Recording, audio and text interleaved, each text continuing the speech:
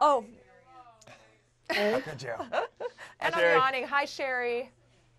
Hi, how are you? Good thing it's taped. Yeah, exactly. We're great. How are you? I'm doing okay. Thanks to both of you for your time and for working with this initiative. I think it's awesome. Great. Yeah, thanks for having us.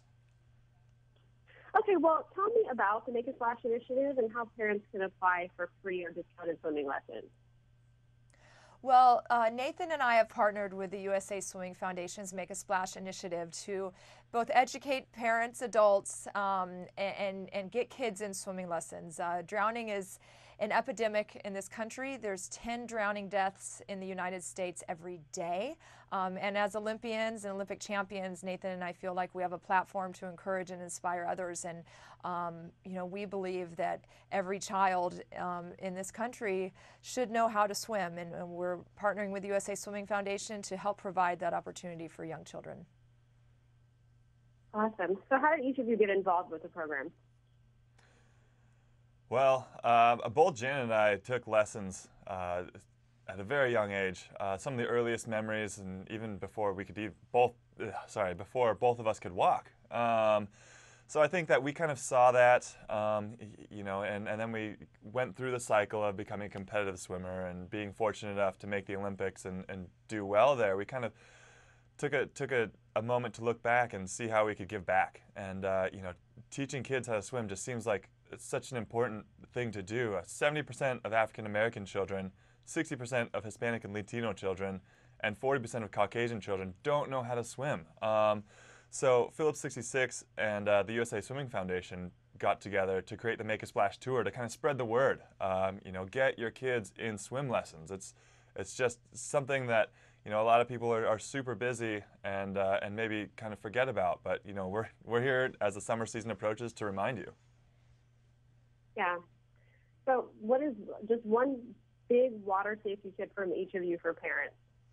Well, I'm a mom to two young children myself, so it's one of my greatest fears. Is drowning. I've met too many parents that have come close to have lost their children in drowning. So, my big rule is not to take your eyes off your kids in the pool. Never assume that you are water safe. Never assume that assume your child is water safe. Keep your eyes on your children when they are in the pool because drowning is silent and it only takes 2 minutes.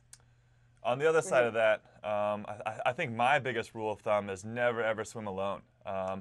Always have a partner with you. Always swim in the designated swimming area, so a lifeguard could keep an eye on you in either a pool or a lake. And I think that's the best way to make sure you stay safe.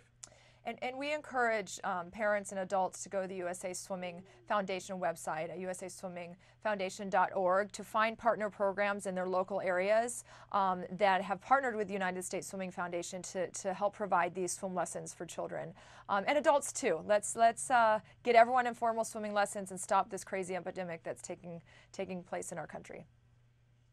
Wonderful. I'm going to take both of you back to your Olympic days just for a minute. Now, not that yours were all that long ago.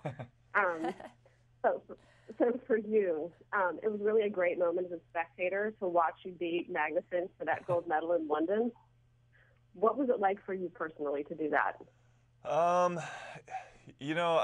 Even reliving it or rewatching it is so incredibly surreal. I think a lot of times I have made the mistake in my competitive career of letting a lot of externalities affect my performance. And in 2012, I had been through that and understood that the way to experience a peak performance and have the best time ultimately is to only focus on myself. I can only control myself, and that's what I tried to focus on. There was a lot of media, a lot of stuff going on, but I was there because I had trained my entire life to try to swim fast for 47.5 seconds, and that's just what I tried to do. That was amazing. Congratulations on that again. Thank you very much. So, Janet, are there any up-and-coming long-distance swimmers we should be paying attention to for Rio and beyond? Well, absolutely. And I have to say, when Nathan was talking about that, I got chills. Like, it was so cool to watch, and it was so awesome. So yes, I think U.S. swimming looks fantastic leading into Rio, which, believe it or not, is only 2 short years away. It comes fast. But I think the person to watch for on the women's side in terms of the long distance is a young woman named Katie Ledecky, who at the Olympics in London kind of burst onto the scene. She's from the Baltimore, East Coast, Virginia area. Burst onto the scene and won the 800-meter freestyle. And it was awesome. And she's swimming really well. So I think she will be a leader of the team, of the women's team going into Rio. Yeah, I'm actually from the same area as Katie. I live in California now, but I'm from the DC area, so it was exciting to watch her surfing too. Yeah, it's great. I'm going to go back to Nathan for a second and say, so Michael Phelps out of retirement. Would you have any thoughts on his chances at Rio? Do you think he's crazy for coming back out of retirement? I think you're crazy if you think his chances are bad of making Rio. I think all of us on the team, especially he's a big part of two of the relays that I've been fortunate enough to be on for the last couple of years, and we missed him. I mean, he's an absolute hammer on those relays. He can always throw down a good split to either get us in the lead or pick us back up to where we need to be to try to be in contention for that gold medal. So I'm very excited about the coming years in our international competitions. Oh, he's incredible. Is the Phelps Lofty dynamic what it looks like on the news, or is it actually different in real life? It's honestly, it's a lot more cordial than you'd expect it to be. I think they're friends, and they're great competitors. I think both of them are really good at separating their competitive side versus their general everyday side. I'm certain that they're absolutely set on getting to the wall first, and they don't care about whoever else is in the pool at the time when they're competing. But afterwards, they're gonna shake hands, share a hug, and be excited because they're usually both on the podium at the same time. Absolutely, yes. So, Janet, I'm going back to you. If you could look back at your Olympic career, which obviously was stellar, would you change anything?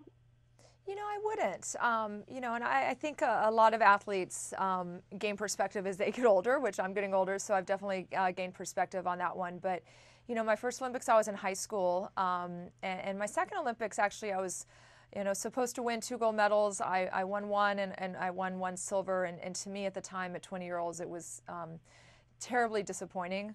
And I would have changed everything to have won that gold medal instead of that silver medal, which I was just touched out for. But looking back on it, I learned a lot. I think it's lessons that I'm teaching to my children is which is we're not going to win everything we do, and we're going to have speed bumps along the way. And even with every goal we set, there's going to be specific challenges that come our way. So, that's what I think is so great about the sport of swimming, or sports in general. As a parent now, I want my kids participating in sports to learn those life lessons, to learn the discipline, to be a part of something. And it's also, to bring it back around, one of the reasons that Nathan and I are here to encourage everyone to be a part of that lifelong sport that we all love so much. Awesome. Okay, one closing question that both of you should answer.